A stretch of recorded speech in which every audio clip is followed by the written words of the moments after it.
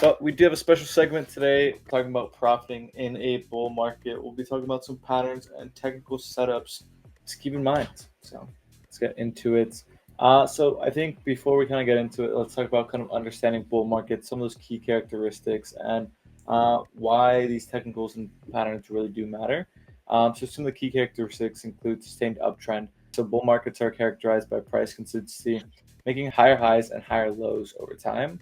Uh, High investor confidence, so really having positive consumer sentiment, but like what's really driving buying activity as investors anticipate future growth, and that's kind of all mixed in with obviously really favorable macro conditions. So this can be low interest rates, strong economic indicators like positive GDP, and kind of negative import price index, or industry specific catalysts like tech innovations or specific catalysts per industry.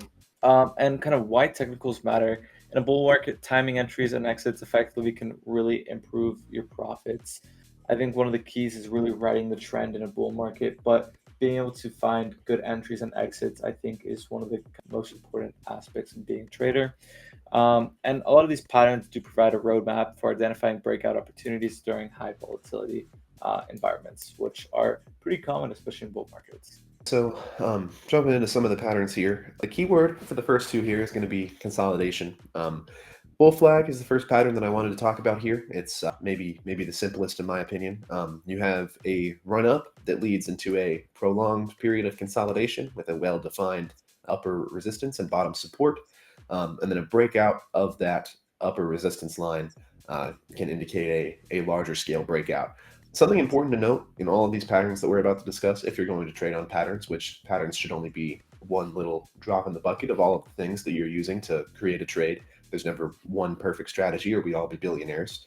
But you have to wait for confirmation. You can't see something run up and begin consolidating and say, oh, this is a bull flag. It's definitely going to break out, because that's never a guarantee. Sometimes it can be fugazi. So make sure you're drawing your lines on your chart and you're waiting for actual confirmation of the breakout. That would be this candle with the arrow that says trade the breakout. And we're actually firmly outside of the pattern before you begin engaging in any trades. The same can be said of our next pattern here, which is going to be the falling wedge.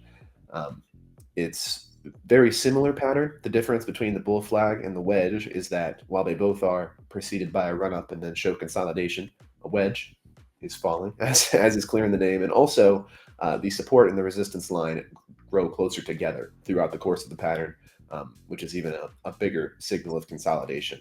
And when I say consolidation, to put it in very layperson terms, it means that the people who are bullish and the people who are bearish are fighting. And when we're talking about these bullish setups, there was always a bullish run up into the pattern, which means that the bulls are winning and then they start fighting, but the bears can't win back. And that's the way to think about consolidation to me. The bears want to pull this thing down and they're trying and they're losing. And then finally the short pressure comes off, the bulls win, however you choose to look at it. And you get these pops.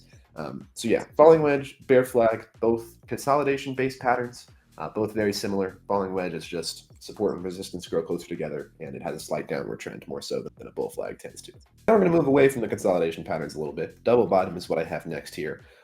This and the cup and handle that we're going to discuss next to some extent are based more on establishment of a firm support rather than consolidation. So double bottom, this chart does a very good job of illustrating all the pieces of it here. It's essentially this W formation where you move below higher highs that were made earlier in the day or week or whatever time interval you choose to look at.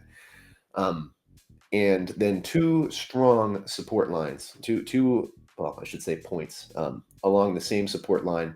Two well-established points here. You see that this doesn't go down to the line and then stay at this support line and then come back up. It tries to bounce, it fails, it finds the exact same support again, and then a breakout of the beginning of the pattern can signal some bullish continuation. Again, to talk in terms of bulls and bears here, this again is the bears fighting and they are losing. They try off of this initial bull run up to get it to come down and find support. The bulls win for a second, and then the bears are winning for a second again, but they just can't get it below this support line, and then you finally get down.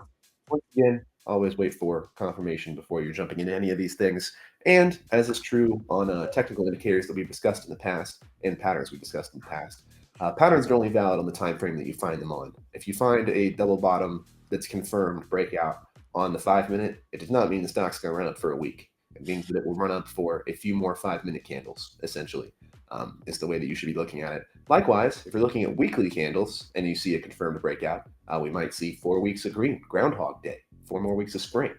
But you gotta be careful, and like I said, make sure things are broken out, only valid on the time frame you find them on. The last chart I have here, or the pattern I should say, is the most nuanced of the bunch. This is not something that I use a particularly great amount, but it is a very popular pattern to talk about, and that's the cup and handle.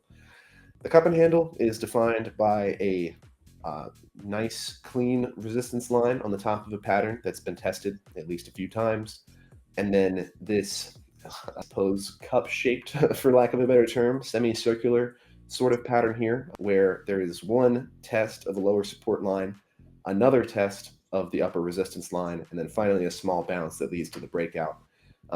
I don't know that I've ever traded a cup and handle in my life, to be completely honest with you, but it's a very, very popular pattern. And something that's true with the cup and handle and a lot of these patterns is that the more well-known a pattern becomes, the more valid it will actually be in practice. Because if everybody knows that a cup and handle is a notable pattern, everybody will see it and everybody will assume that the breakout is coming and act accordingly, which then can be a self-fulfilling prophecy and cause the breakout itself. It's something that you see a lot of the time, is that patterns will hold up just because they have been defined, whether that actually makes sense in the situation or not. But yeah, essentially two increasing tests of a lower support line, well-defined upper resistance line. Breakout of the upper resistance line indicates a breakout as a whole. And yeah, again, only valid on the time frame you find it on, all that good stuff. Have other factors. Do not ever just trade purely on patterns. Probably not going to be a winning way to trade. Yeah, I like to say that a lot of these patterns are as confirmation, like you've mentioned. And then, kind of to supplement some of these patterns, we have key technical indicators that are really more tailored to bull markets. But I mean, this is all around technical indicators. Let's start with kind of very simple moving averages.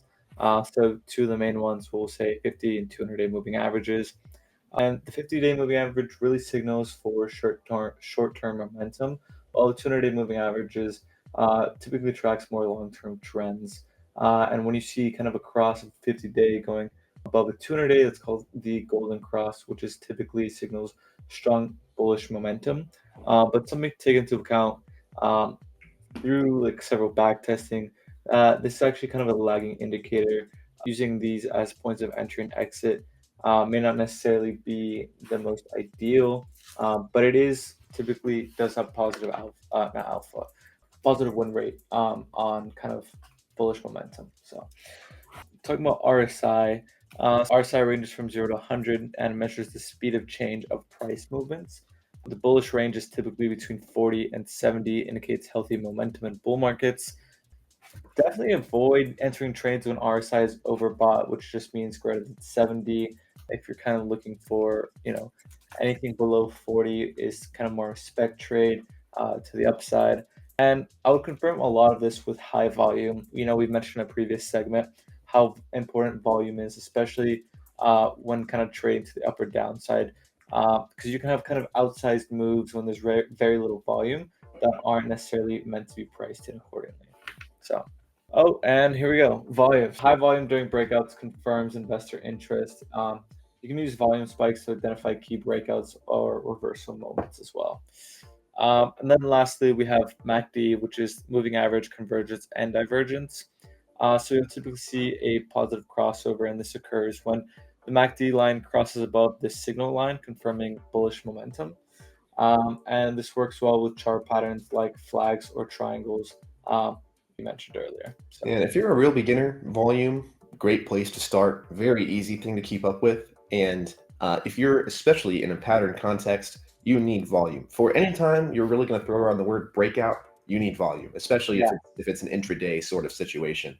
Always check your volume first, because if there's no volume, you don't even need to do the extra work to check all the other indicators. You can just have it on this and keep it pushing. I'm with you 100 on that. And then, all right, so I wanted to kind of conclude this with kind of some tips for trading the bull market. Number one, ride the trend. Use trailing stops to lock in profits while staying in the trade as the trend continues upwards. I would say don't be that guy who's like, oh, we've rallied 5%. Let's short it. I mean, go ahead, whatever works for you. But typically, being one with the trend will kind of keep you alive in this game. Focus on breakouts, enter trades as patterns, confirm breakouts, but validate that with obviously volumes in order to avoid false signals. You can get a lot of false positives if you don't have high volume. You can actually trade low volume kind of momentums that you may think are kind of mispricings, which is a little interesting and a different kind of strategy to look into. Next is diversify across the leading sectors. So in bull markets, certain sectors like tech, energy, or consumer discretionary may lead, but diversification exposure to different growth drivers is one of the best ways to really get exposure to the whole bull market. So some last few tips is adapt quickly to pullbacks. So use pullbacks as buying opportunities near key moving averages or support levels. We kind of opened the show today with me kind of saying, we're down a little bit today. This could be an easy way to kind of get a discount on some of these major names, kind of considering that we are in essentially a bull market right now. And then sector strength, look for relative strength by comparing S&P or NASDAQ returns to kind of other major indicators. But that's all we got today.